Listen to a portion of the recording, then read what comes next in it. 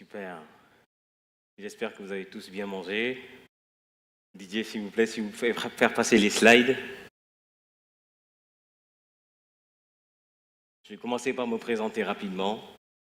Je m'appelle Malik Diouf. Je suis le CEO et fondateur de l'entreprise panafricaine l'Africa Mobile. Super.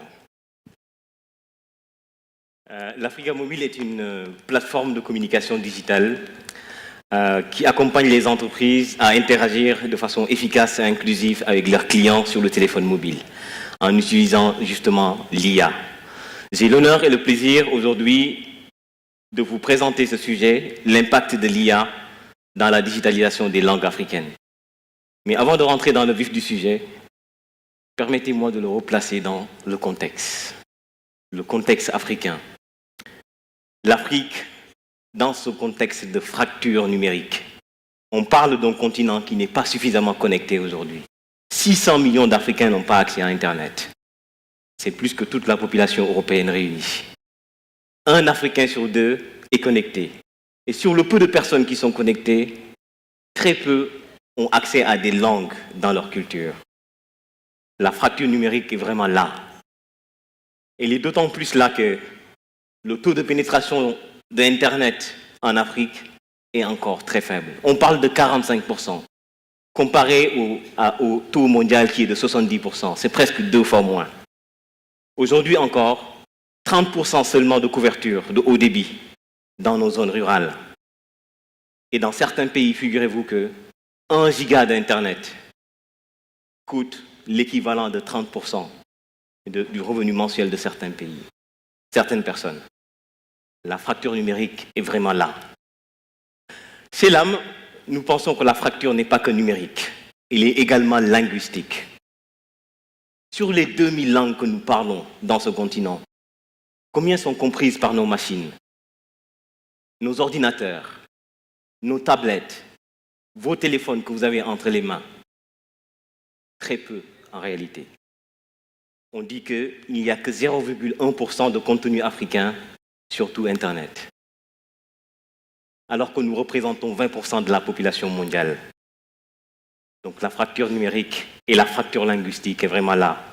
Quand on a 2000 langues dans un continent, où moins de 1% est sur la toile, sachant que aujourd'hui on sait que 70% des Africains utilisent leur langue locale hors du travail. La fracture linguistique est aussi là. On sait aujourd'hui que nos États, les institutions internationales, tous se battent pour l'inclusion financière, à juste titre. Elle sera importante pour nos économies. Mais je vais vous poser une question ici. Avant de parler d'inclusion financière, savons-nous que le digital, la finance aujourd'hui construit sur du digital? Comment est-ce qu'on peut parler d'inclusion financière si les gens ne sont pas inclus digitalement? C'est une vraie question que je pose ici. On parle de fracture numérique, mais il y a également une fracture linguistique qui est bien là. Heureusement, on est dans une nouvelle ère, l'ère de l'intelligence artificielle, qui peut permettre de traduire nos langues, de le comprendre et de permettre à nos populations de pouvoir échanger dans leur langue locale, native. Qu'est-ce qu'on veut dire par là? Aujourd'hui, il y a des domaines spécifiques de l'intelligence artificielle qu'on appelle le NLP, Natural Language Processing, avec des techniques qui sont éprouvées, le text-to-speech, où tout simplement une machine, à travers le texte qu'il produit, peut être traduit et vocalisé dans nos langues locales. Et l'inverse, nous, Africains, pouvons parler les langues locales et ces machines-là seraient capables de comprendre et d'interagir avec nous. Dans une nouvelle ère où les géants de la technologie, Google, OpenAI, Meta, se lancent dans une course effrénée pour mettre en place l'intelligence artificielle générale. On parle de Age AI. Tous y mettent des milliards de dollars là-dessus. Nous autres Africains avons l'opportunité d'utiliser cette technologie-là comme outil d'inclusion numérique et linguistique. Oui, construire une IA par l'Afrique et pour l'Afrique. Une IA responsable par l'Afrique et pour l'Afrique. Il y a un danger aujourd'hui sur les modèles qui existent. Seulement 0,1% des données dans lesquelles ils sont entraînés proviennent de l'Afrique. Les risques sont énormes. Le premier risque, c'est le biais dans l'interprétation. Mais ce n'est pas le pire, c'est l'exclusion, je dirais même de perte culturelle et identitaire. Dès lors, on comprend les enjeux. Les enjeux pour nous, c'est d'être activement actifs dans la mise en place de ces IA. D'abord en produisant des bases de données qui nous sont propres et qui nous ressemblent. Quand j'ai dit des bases de données qui nous ressemblent, il faut que ce soit des bases de données qui soient locales, des bases de données qui soient diversifiées et surtout, quand on parle d'IA, de bases de données éthiques. Je vous laisse imaginer le champ des possibles. J'en ai choisi 4. Je ne dirais pas d'impact de cas d'usage, je vais parler de cas d'impact sociétal. Prenons le cas de l'éducation. Savez-vous que dans nos pays, actuellement, au moment où je vous parle, un enfant sur 3 ne comprend pas la langue d'enseignement avec laquelle sa maîtresse ou son maître s'exprime. Je ne sais pas si vous vous rendez compte. Vous avez une classe de 10 enfants, plus de 3 ne comprennent pas ce qu'on leur dit. Imaginez le jour où on va mettre en place une IA capable d'être l'intermédiaire, à la fois pour aider cet enfant-là à comprendre, mais aussi et surtout permettre à ces enseignements-là de pouvoir transmettre la connaissance à ces enfants. Je parle de l'éducation, mais on peut aller aussi dans des domaines aussi diversifiés comme l'agriculture. On est dans un continent où 60% des Africains vivent de l'agriculture. C'est la force vive même de notre continent. Et malheureusement, la plupart de ces personnes-là sont illettrées. Imaginez aujourd'hui qu'on puisse utiliser l'IA pour qu'ils puissent leur donner des informations météorologiques, des conseils agricoles, du contenu éducatif pour leur permettre de produire plus, mais aussi mieux pour nourrir nos enfants. J'ai parlé d'inclusion financière tout à l'heure, dans les banques et les fintechs. 500 millions d'Africains non bancarisés. Je le répète, c'est plus que toute la population européenne réunie. Pourquoi? Il y a certainement un lien avec la langue. Imaginez si ces gens-là puissent, dans leur langue locale, parler à l'IA et que la finance les comprenne. Imaginez si la finance commence à nous parler dans nos langues. L'impact économique et social est bien là. Je vais donner un autre exemple sur eGov. C'est bien le thème de cette 14e édition, n'est-ce pas? Imaginez enfin que nos citoyens puissent s'exprimer, être compris, pris en compte par nos gouvernants, parce qu'on a mis l'IA au cœur de nos systèmes d'information. Dès lors qu'on a dit ça, mesdames, messieurs, vous comprenez l'enjeu. L'enjeu est majeur pour nous. Certes, il y a une fracture numérique réelle.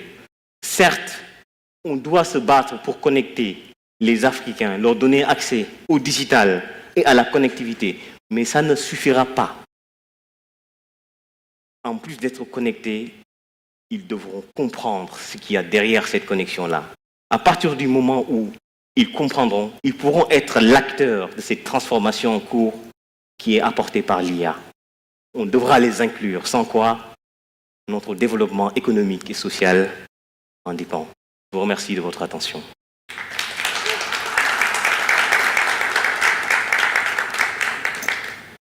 Merci d'avoir écouté ce pitch. Je vais associer à cette intervention 2 personnes qui ont activement travaillé sur le sujet, M. Isaac et M. Jafari. Peut-être si vous pouvez passer le micro, s'il vous plaît, pour qu'ils vous partagent aussi leur expérience sur le sujet. M. Isaac avait déjà commencé ce matin, et ce sera l'occasion aussi de voir que le sujet n'est pas qu'au Sénégal, il est aussi diversifié. On a là une personne de la Côte d'Ivoire et une personne du Maroc. M. Jafari, la parole est à vous.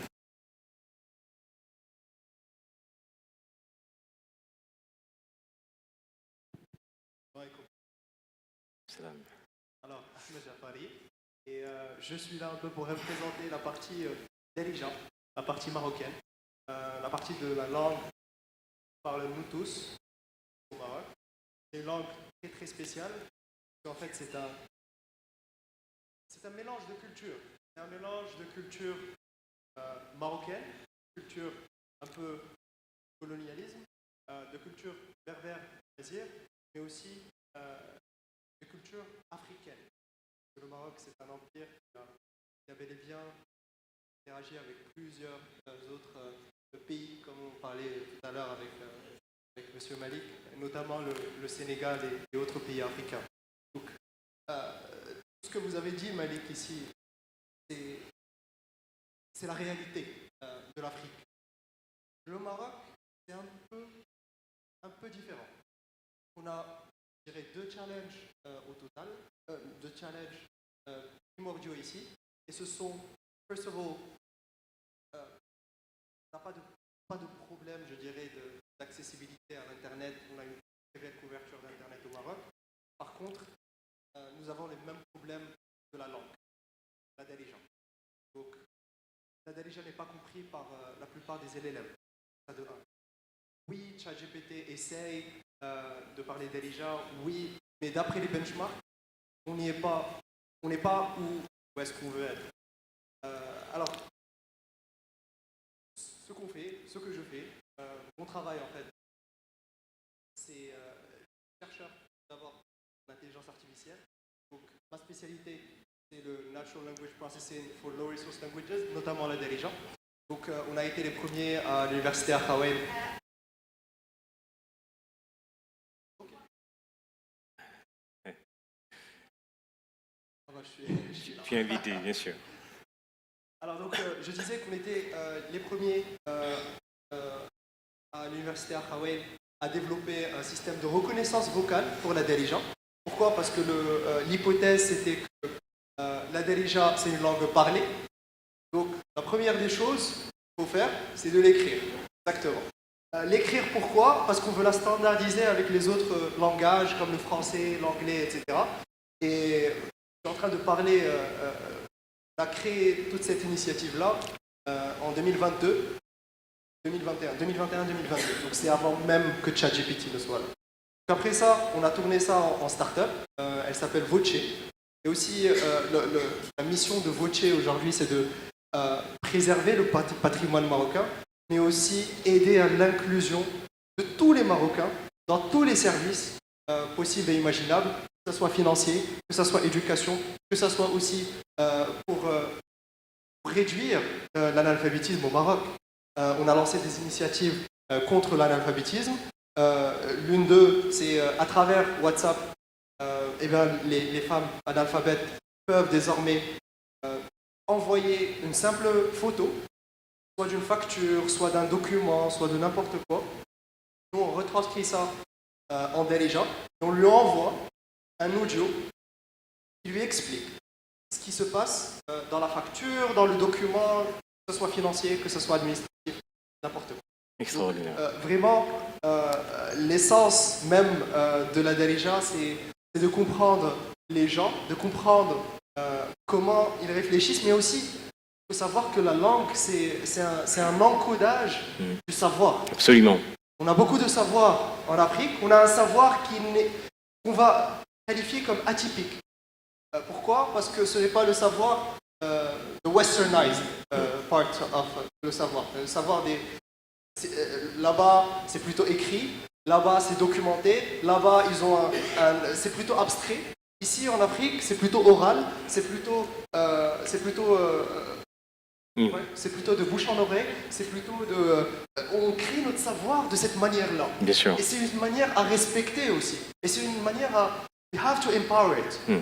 Comment on va faire ça? C'est en adaptant la technologie avec ce qu'on fait. Ce que fait Malik au Sénégal, c'est extraordinaire, mais il faut réfléchir à ces thématiques-là d'une autre manière. Pas de la manière dont on réfléchit chez OpenAI, chez Google, etc.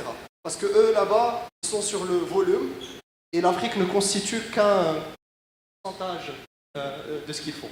Absolument. Je pense que je laisserai la parole à Isaac pour qu'il puisse présenter. Merci beaucoup. Merci Ahmed. C'est extraordinaire ce que tu fais. Bravo. Juste pour rebondir sur ce que disait Ahmed, à quel point ces choses-là ont des impacts, même en balbutiement. Il y a un exemple qui m'est venu en tête où récemment nous avons travaillé avec une ONG au Niger. Pour ceux qui connaissent le Niger, c'est un pays où le taux d'illettrisme est très très élevé, où on devait travailler avec 200 000 agriculteurs qui avaient ces problèmes de productivité. Le Niger est aussi à la spécificité d'être dans le Sahel très aride, où les agriculteurs, avec le changement climatique, ont besoin de s'adapter. Mais pour s'adapter, ils ont besoin de contenu éducatif. Et le challenge qui nous avait été posé justement par cette ONG, qui s'appelle RECA, c'était de faire en sorte qu'un produit éducatif efficace arrive chez les agriculteurs. Et figurez-vous qu'on leur broadcastait tous les jours à l'heure de la pause 2 minutes seulement de contenu éducatif pendant 3 mois. Impact incroyable pour 200 000 agriculteurs, plus 20% sur la production. Je vous laisse imaginer, hein. Là on parle de 200 000. On parle de 60% de la population africaine qui vit de l'agriculture. Imaginez si on met ça à l'échelle. Je m'arrête là, je vais laisser la parole à Isaac pour qu'il vous partage aussi son expérience dans ce sujet. Isaac. Merci Malik. Je pensais que je serais privé de micro après ma première intervention. Je me rends compte que ce n'est pas le cas. Merci de m'accepter. Qui a passé du temps en Côte d'Ivoire? Qui vit en Côte d'Ivoire? Parti une fois, ça compte. Okay. Je vous raconte l'histoire. Je vais commencer par vous raconter une anecdote. Un jeune qui était footballeur dans un club ivoirien, qui va en Europe. Un essai. Donc le coach lui demande, peux-tu jouer en défense? En défense, je suis mal mauvais. Au milieu de terrain, là, je tue. Et on attaque. Là, c'est pas la peine. Tout le monde sera mort là. Donc le coach dit, attends, on t'envoie jouer au foot, toi tu parles de mort, tu vas blesser les gens et tout, on ne te sélectionne pas. Mais qu'est-ce qu'il était en train de dire? Mal mauvais en Côte d'Ivoire, ça veut dire double négation, je suis très bon. On dit je tue, dans ce cas-là, ça veut dire je suis le meilleur que vous allez rencontrer. Donc vous voyez un peu, c'est beaucoup plus qu'un problème de traduction qu'on a. C'est beaucoup plus qu'un problème de traduction. On a besoin de se construire une intelligence qui nous comprend, qui nous parle, à qui on peut parler. Donc c'est vrai, on dit il faut qu'on traduise, il faut que ChatGPT peut, Google Translate will do it. Mais notre clé à nous, c'est de faire en sorte que ces modèles-là comprennent notre essence. Comment on parle, comment on vit, comment on interagit. On parle de l'Afrique comme si c'était une entité. On ne salue pas de la même manière dans le nord de la Côte d'Ivoire que dans le sud de la Côte d'Ivoire. Absolument. Dans le nord de la Côte d'Ivoire, quand tu arrives, on te donne de l'eau d'abord avant de te demander des nouvelles. Pourquoi tu es là? Dans le sud de la Côte d'Ivoire, on te demande pourquoi tu es là avant de te donner des nouvelles. L'anecdote qui nous est transmise, c'est que quand les colons sont arrivés dans le sud, les gens avaient l'habitude de fuir. Donc quand quelqu'un arrive, la première question, est-ce qu'on te poursuit? On ne va pas prendre le temps de te demander si tu as bu de l'eau ou pas.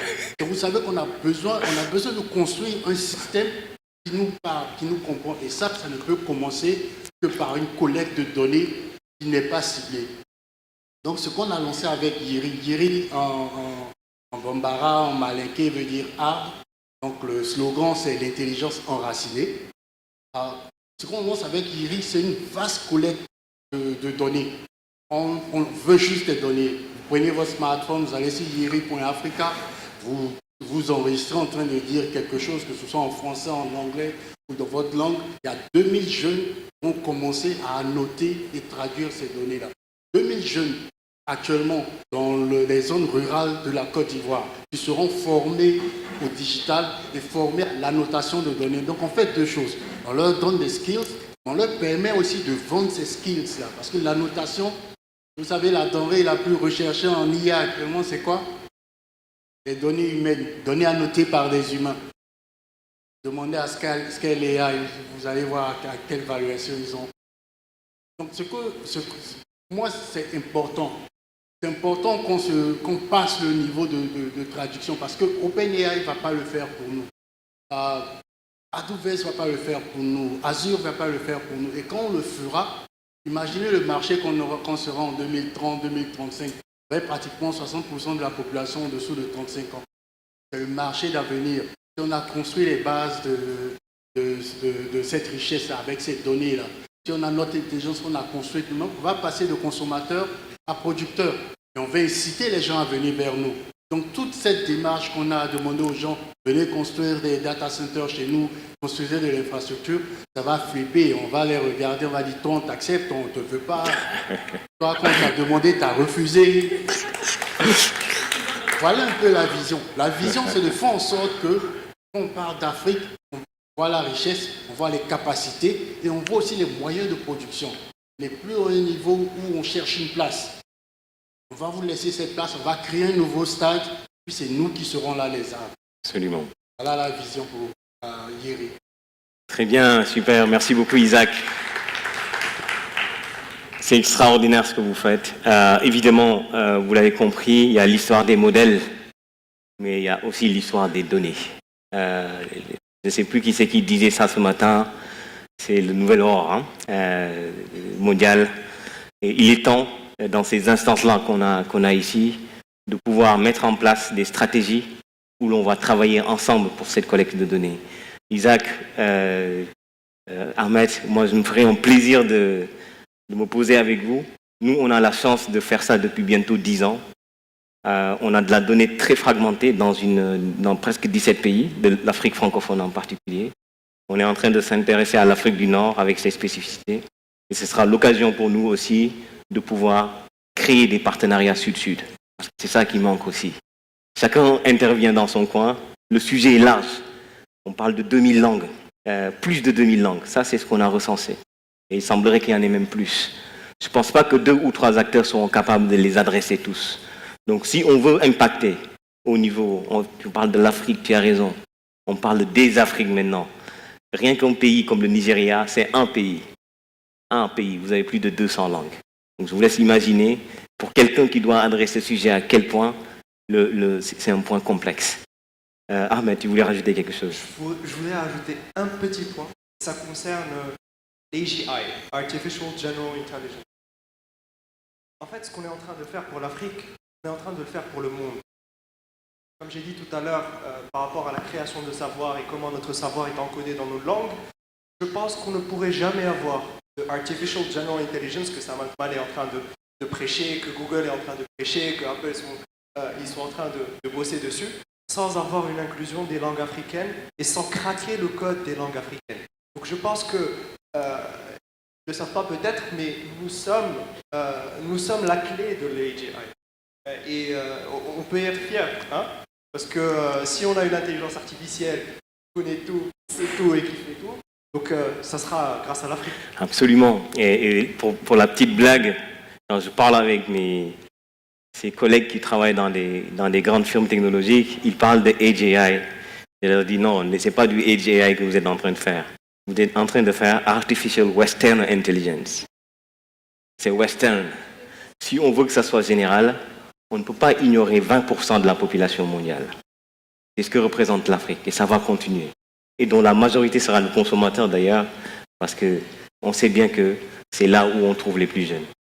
À présent, je vais peut-être laisser la parole au public pour les personnes qui ont... Absolument, mais quelle brillante intervention. Moi, je préfère déjà qu'on commence par l'applaudir parce que j'ai trouvé ça passionnant. Si vous êtes comme moi, vous avez découvert à quel point aujourd'hui, vous et moi, sommes stratégiques dans cette course justement à l'AGI. Et j'ai envie de vous donner la parole parce que vous avez vu un orateur brillant. Je vois Madame Dr Ndassa lever déjà impatiemment sa main. J'ai envie de dire merci à Malik Diouf et je vous place la parole. Merci, merci, merci. Alors, pour commencer, ça, c'était un TEDx Talk. Spectacular. Right? N'est-ce pas? C'était vraiment, vraiment super. Le point que je veux faire, c'est peut-être moins une question, en plus un commentaire. C'est que, au-delà de ce dont vous parlez, entre vous trois, ce que vous êtes le travail que vous êtes en train de faire aussi a des pieds plus longs. Parce que je fais partie de la diaspora africaine qui n'est pas sur l'Afrique. Maintenant, je retourne sur le continent chouïa, doucement. Mais quand j'ai grandi aux États-Unis, la partie adulte de ma vie, c'était aux États-Unis. Et donc, ma langue maternelle, je la connais émotionnellement et à mon oreille, mais je ne la parle pas aussi bien que j'aimerais parler. Ça veut dire que mes neveux et la prochaine génération de ma famille qui va grandir, qui va peut-être naître aux États-Unis, aura encore moins de connaissances par rapport à notre langue. Absolument. Donc, le travail que vous faites, en fait, c'est la préservation de la culture africaine au-delà, en utilisant cette technologie. Et ça, je vous dis, vous pouvez me compter pour aider à chercher des investisseurs parce que, et quand je parle d'investisseurs, je ne parle pas de AWS, je parle des parents qui travaillent, qui ont émigré dans d'autres pays et qui veulent justement préserver cette culture pour leur progénie. Et vraiment, je vous applaudis tous les trois et vraiment bravo. Merci beaucoup. Merci pour ce témoignage. Merci beaucoup, Dr Ndassa. On a des questions dans la salle? Je vous laisse réagir à cette première intervention et je prends la deuxième question. Non, extraordinaire, c'est un témoignage qui est... Effectivement, vous avez vu dans les risques forts, c'est que l'IA ne connaît que les choses sur lesquelles l'IA est entraînée. Qu'on le veuille ou non, on a tous un téléphone qui utilise l'IA avec des données d'ailleurs. Donc le risque, il est là. On parle même de risque identitaire. Nous pensons que le monde de demain doit être un monde de diversité, où chaque culture va se compléter pour bâtir une civilisation qui est commune. Et pour que ça se fasse, ça se fera avec la technologie. Mais cette technologie-là, s'il n'est pas entraînée dans nos données, on n'existera pas dans ce que Senghor, le premier président du Sénégal, appelait la civilisation universelle du donner et du recevoir. On n'y sera pas. Alors, je passe la parole à Monsieur Filali de la start-up Holokia pour poser la question suivante. Bonjour, j'ai bien écouté ce matin, c'est très très intéressant, mais je crois qu'on n'a pas encore saisi le moment dans lequel on existe aujourd'hui. J'ai entendu que l'IA est un outil. L'IA n'est pas seulement un outil. L'IA, c'est une question politique, géopolitique, sociétale, même civilisationnelle. Politique, parce que c'est un moment historique, parce que pour nous, l'Afrique, on peut faire un saut quantique sans passer par toutes les étapes auxquelles l'Occident est passé. Donc c'est une grande opportunité. Mais pour cela, il faut mettre une stratégie. J'ai entendu, chaque pays a sa propre stratégie. Mais si on ne se situe pas dans le monde qui est dominé par deux puissances, qui sont la Chine et les États-Unis. Et si on n'a pas cette vision globale, on aura du mal à exister. Le monde peut exister sans l'Afrique. Nous, on ne va pas dire le contraire. Absolument. Et donc, c'est pour cela, pour nous, il est question capitale qu'on puisse réfléchir de deux manières, du top-down et de bottom-up. C'est-à-dire mettre des stratégies nationales, ce qui est intéressant, mais avoir une vision globale sur l'Afrique pour qu'on mutualise nos ressources, nos énergies, nos connaissances et notre savoir. Il y a énormément de choses à faire. J'ai beaucoup de choses à dire, mais je préfère laisser un peu la parole aux autres. Merci, Monsieur Filali, pour votre intervention et votre commentaire sur la journée.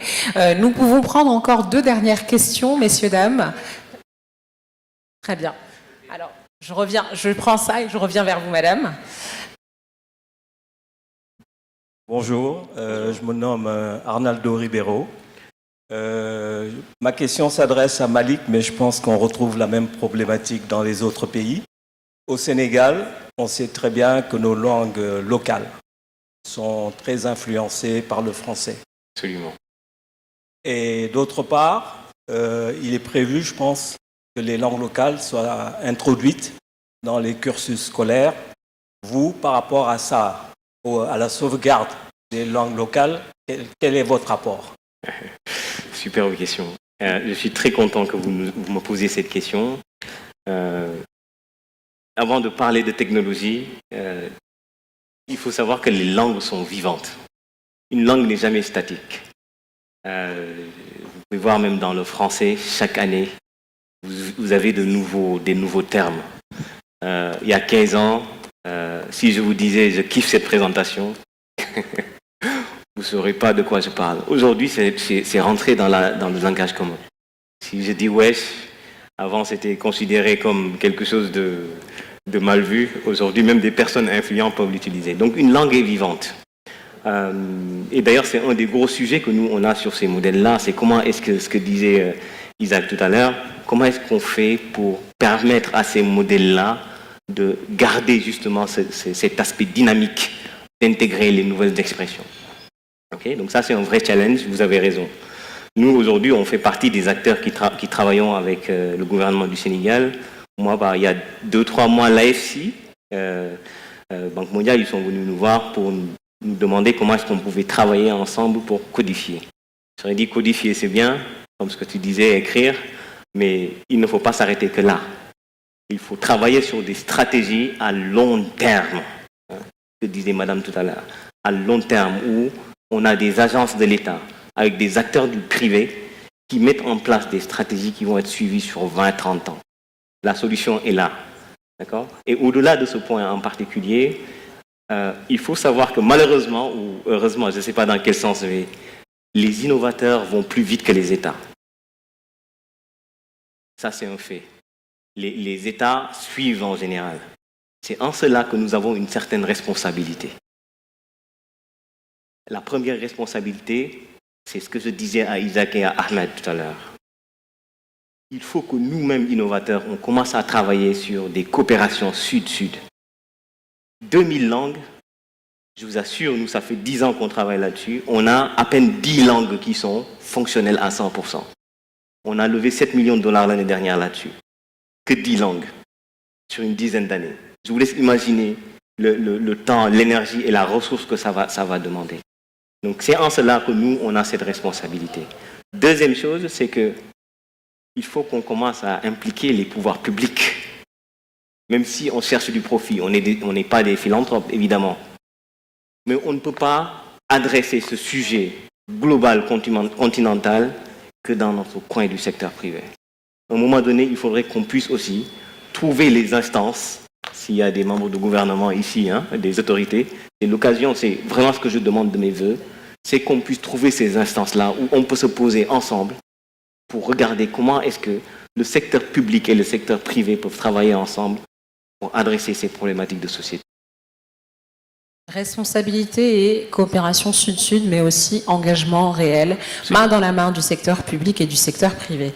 Merci pour cette réponse et j'ai le plaisir de me tourner maintenant vers Yves Cabanac, qui est un partenaire historique des ATDA, qui est bien évidemment à la tête de la partie Benelux, Afrique et Moyen-Orient de Plug and Play, pour poser une question, j'espère, qui peut mener à des investissements futurs, n'est-ce pas Yves ?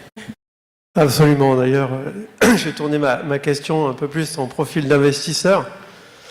J'adore, je trouve ça absolument fantastique. Mais comment tu monétises tout ça ? Aujourd'hui, je vois que tu vas lever pour ta série B. Donc la monétisation, elle est importante, puisque je pense qu'on veut aussi de plus en plus de véhicules d'investissement qui viennent ici en Afrique développer l'IA africaine. Donc, monétisation, business model, pour parler un langage financier. Très bonne question. Et ça tombe bien, après la série A qui avait été faite l'année dernière, on est en train d'attaquer la série B sur un montant double. Nous, chez l'Africa Mobile, on n'a pas la prétention des politiques qui vont changer les choses de façon globale. On s'est attaqué à un secteur en particulier. Les entreprises. Parce qu'on a une conviction chez l'âme. C'est que le développement de notre continent, qui est aujourd'hui à 10% formel, on a 90% qui est informel, passera par le développement des entreprises. Mais pour que ces entreprises-là puissent se développer, il faut qu'on leur apporte les outils technologiques qui permettent de faire. Donc nous, l'âme, on s'est intéressé aux entreprises à qui nous apportons des solutions, notamment sur la relation client. On leur permet de pouvoir interagir efficacement avec leurs clients pour créer de la valeur. Donc nous, l'Africa Mobile, c'est les entreprises qui nous payent. Dans notre base clientèle, on a des clients importants comme Canal+, le Scale Wave que vous devez connaître, Jamo, des startups qui sont en train de se développer, mais qui se développent sur la base de ces outils technologiques-là qu'on leur met à disposition. Comme toutes les entreprises, ils nous payent, mais ils nous payent à l'africaine.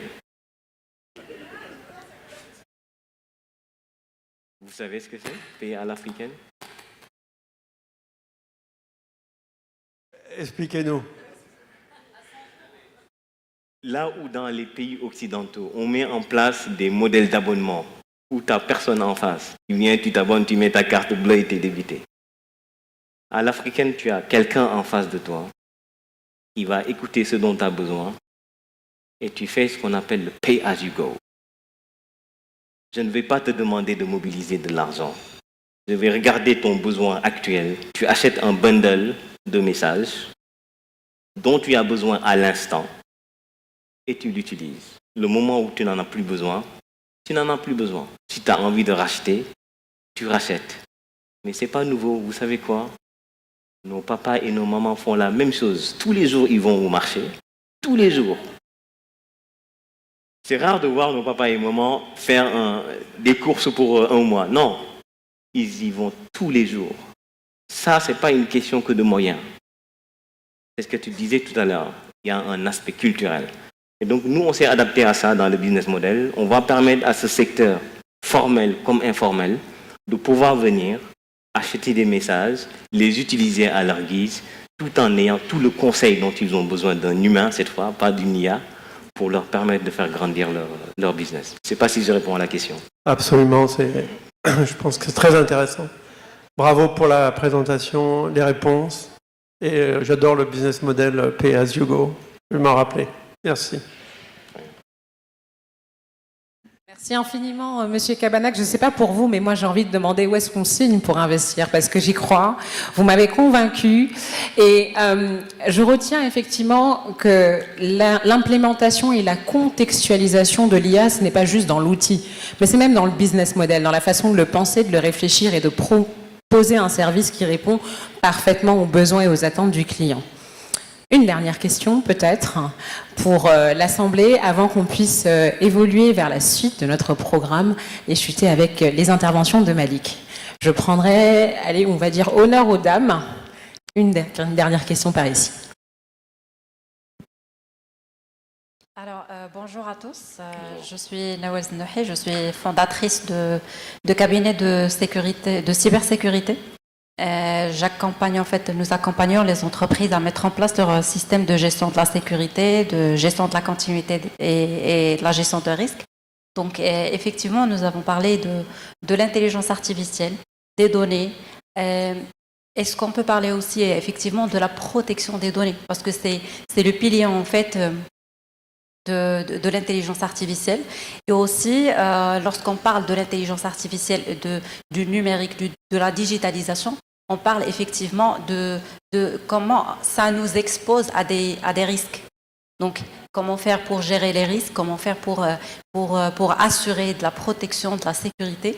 Et aussi, dans la vision stratégique, on doit effectivement parler de qui est réglementation, pour réglementer, pour avoir de la conformité et de la législation par rapport à ce volet-là, pour le cadrer. Voilà, pour bénéficier en fait des opportunités proposées par l'intelligence artificielle, mais aussi de bloquer ces risques et de nous épargner des risques. Voilà. Absolument. Merci à vous. Merci pour la question. Je suis très heureux d'entendre cette question, surtout posée par une femme fondatrice. Je parlais d'inclusion numérique, linguistique. L'inclusion des genres est aussi quelque chose d'important. Nous, on est très fiers dans l'Africa Mobile d'avoir, dans une entreprise digitale, 46% de l'effectif, c'est des femmes. Et c'est fait vraiment à volonté. Quand on recrute à compétences égales, on prend des femmes.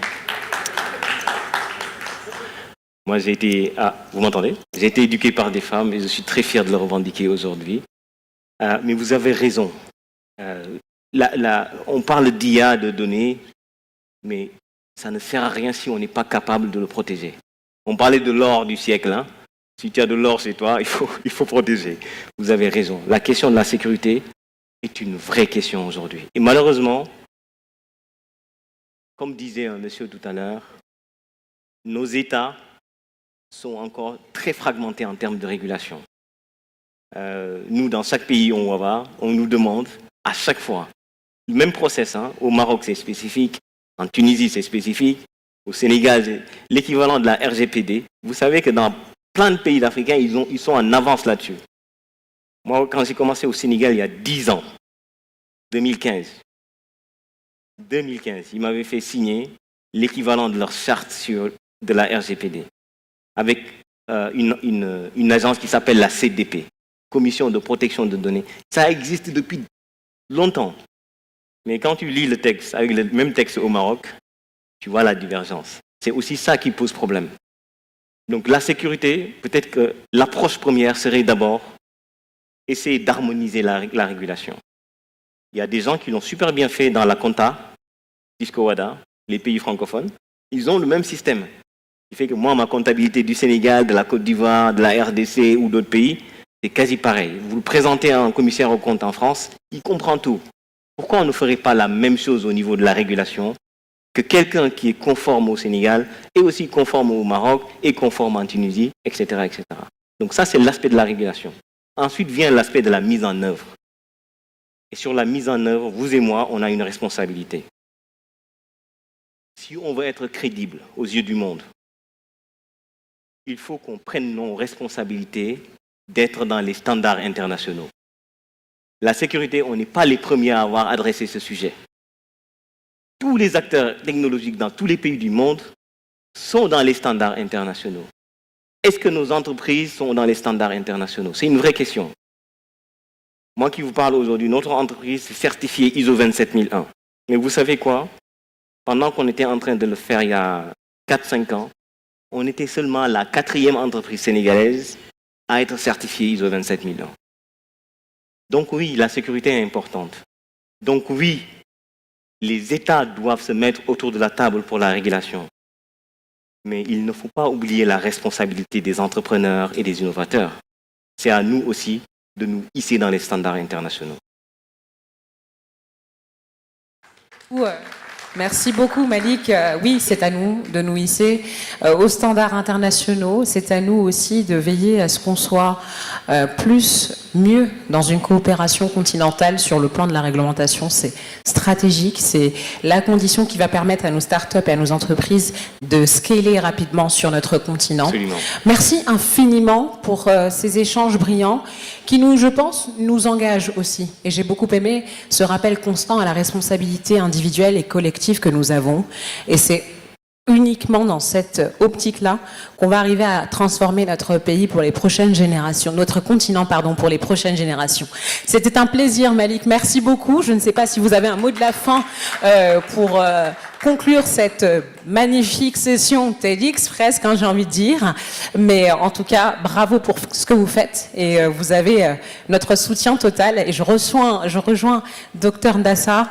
Nous sommes tous, à mon avis, concernés par les progrès de ce que vous êtes en train de faire. Merci. Merci beaucoup.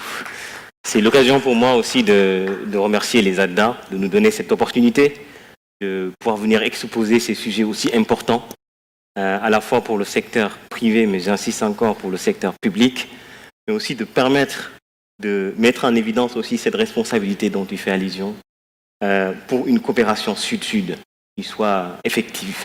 Il ne s'agit pas simplement de venir faire des discours, de se mettre ensemble, de manger autour des cocktails.